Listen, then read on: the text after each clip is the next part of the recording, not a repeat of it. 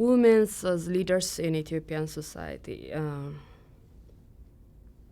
Let me just try to focus on only political leadership. In a way, the irony is, like, if you look into the political history of the governing party, when they were engaged in an armed struggle, like 30% of the soldiers, they were women. And they were known for taking women as partners, equal partners, in any kind of political stride. And after they came to power, they just came up with their masculine face. You know what I mean? You don't find anybody with significant influence within the party who is a woman. So even that process, the struggle of this party which is in power, which accommodates the participation of women, it didn't achieve anything. It didn't bring about anything in terms of empowering women in terms of political leadership. That's really saddening.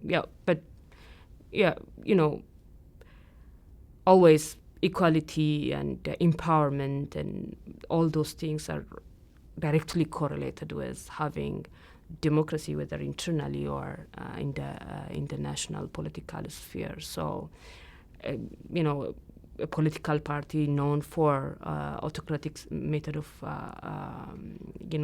political process couldn't kind of assure equality for women in any way.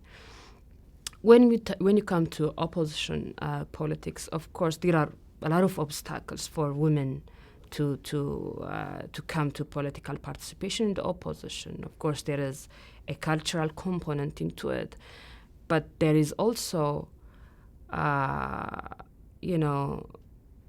this difficulty with regards to their role as a mother, or as somebody who takes care of the family affairs.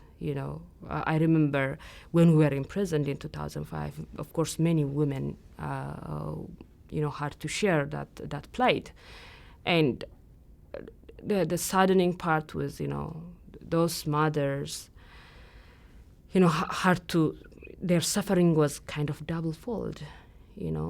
They suffered as prisoners, facing that horrible condition in prison, and they suffer as mothers, leaving behind their children, and seeing the family members in the family, or the family as a whole, facing all kinds of challenge because of their absence.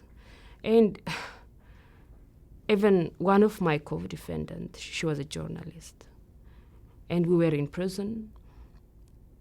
She realized she was pregnant, and she had to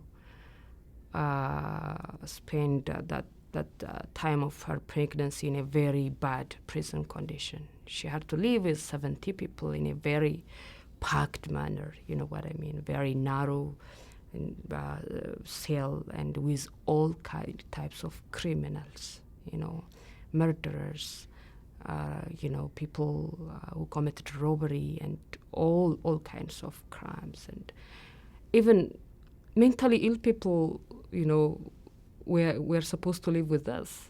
She had to handle all that. She was having her own medical problem, and she wanted the normal prenatal care, but she didn't have it, and she had to handle that kind of living environment. And she had to give birth to her first child while we were there.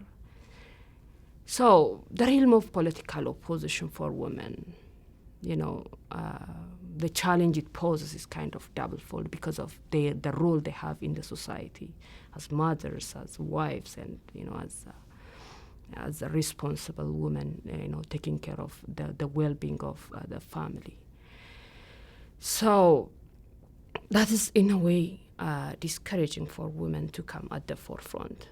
But regardless of this, you find very strong women, in every level who dares to defy, who committed their life to pay the price necessary for this noble cause. But because of these cumulative factors, we don't see the participation and the participation of women in political leadership and in political participation as we need to.